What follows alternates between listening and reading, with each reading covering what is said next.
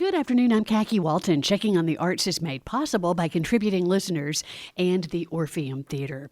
Voices of the South is about to enter into their 20th anniversary season. That's right. They're turning 20 years old. And to celebrate that fact and a terrific season coming up for 2015-2016, they're throwing a big birthday party, and that's going to happen this Saturday from 5:30 to 7:30 p.m. at their home at Theater South. Alice Berry, one of the founding members of Voices of the South, joins me this afternoon. Happy birthday. Well, thank you very much. Thank you for having us. And that's actually next Saturday. It is next Saturday. Next Saturday, the 18th. Yeah. A week from this Saturday, yes. Then. Okay, I'll put it on my calendar. I better go check and see what day I'm going to. Please do. I will. Yeah, we won't be there this Saturday. Well, I hope everybody comes out to help you guys celebrate. And I was thinking about it today. I remember when you guys formed this theater group. So I've been alongside you guys for 20 years. You have been awesome. So many people in the city have been so supportive for such a long time. I mean, 20 years feels like a long time, and it goes by so quickly. It does. I mean, I still feel like I'm 20 years old. I know I'm not, but I still feel that way, you know, and yeah, it's just gone by in a flash. So take people back to the beginning. I know we have a lot of things to talk about, but this is you and some of your fellow theater students from University of Memphis, and you guys decided to carry on what you had been taught by a very special instructor, and you wanted to create a special theater company to do it. You're going to make me cry a little bit there, Kacky. Yes, of course. It actually was started by Jenny Yodel, Madden, and I 20 years ago, and we graduated from the University of Memphis Department of Theater and Dance. And actually, we had incredible mentors there. One of them recently passed. That's Josie, who is always in our hearts. Josie Helming, yeah. But there's a form of theater called narrative theater that Gloria Baxter and Susan Kritzberg did at the university and really got into our bones.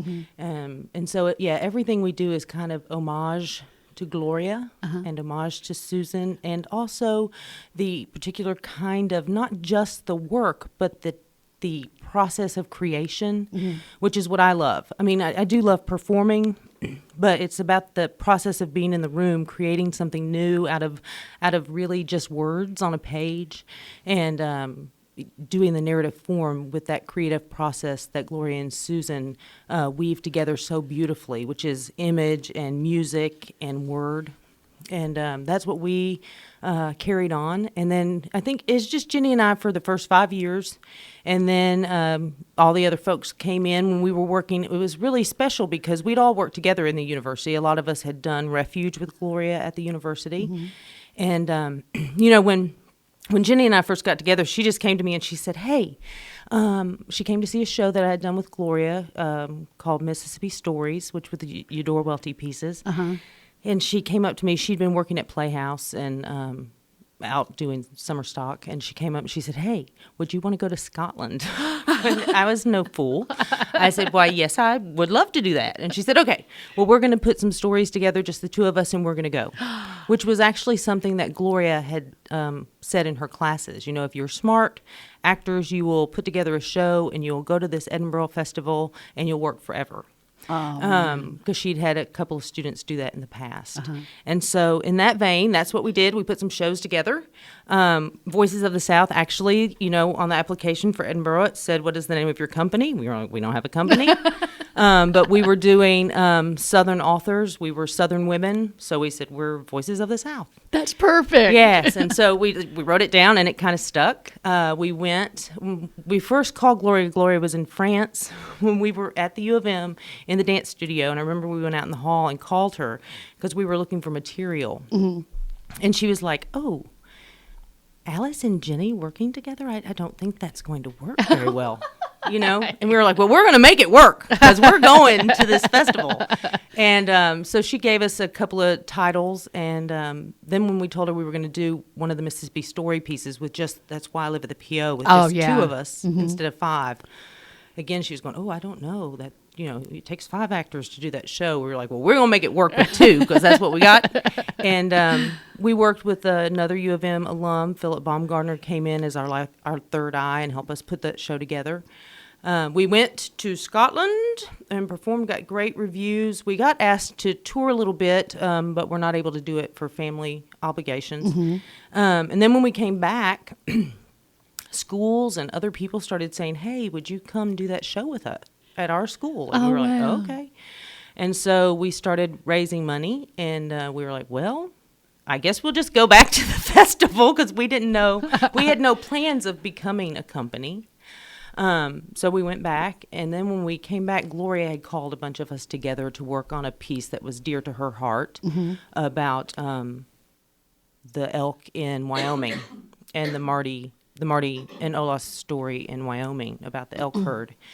And it was at that time we just kind of went, this is a fabulous way of working with this group of people. And so everybody kind of joined then. And a theater company was born. And a theater company was born. There we are. There we are. Well, let's talk about you're kicking off your 20th season. So very exciting. You have a lot of things lined up for next season. It is a lot. And actually, it's not necessarily 20 seasons, but it's 20 years. 20 years, yeah. Because when you're creating new work, the new work takes longer than the average play might take. So there are some years where we have several things on the season, and some years where we had fewer things, depending on what they were. Right. And this year, for our 20th year, we decided to kind of do a mixture, to do some new things, and then to bring back some of our tried and true pieces.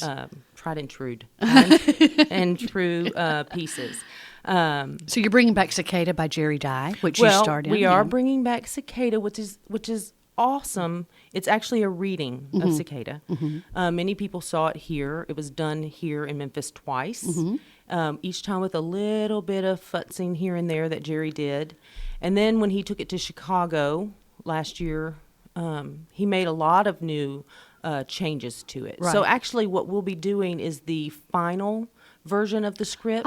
Okay. So it'll be different than what people saw here in Memphis. I know a lot of Memphis people went to Chicago and saw it. I did. It was fabulous. But we'll have the same cast back: Cecilia, Steve, myself.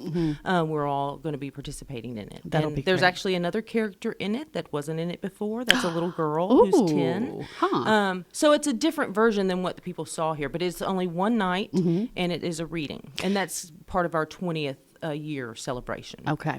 We've got about 3 minutes. You want to dear. do a quick overview of what you got coming up the rest of the season? So what we did is we have a new script by Tom Dillahay, who is a Memphis author.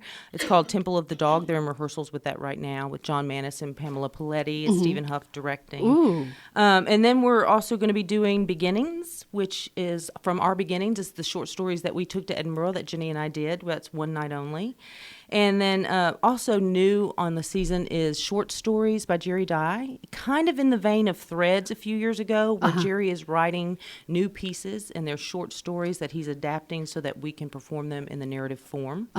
And then we have a piece called River City, which is another beautiful Southern story by a woman who's not from Memphis, but it's a new play, and it's called part of our Second Look series, where you can take a play and it gets done once or twice, but doesn't get published, doesn't go. And so this is one that was really good that we wanted to introduce to the Memphis audience. So that's what we're doing.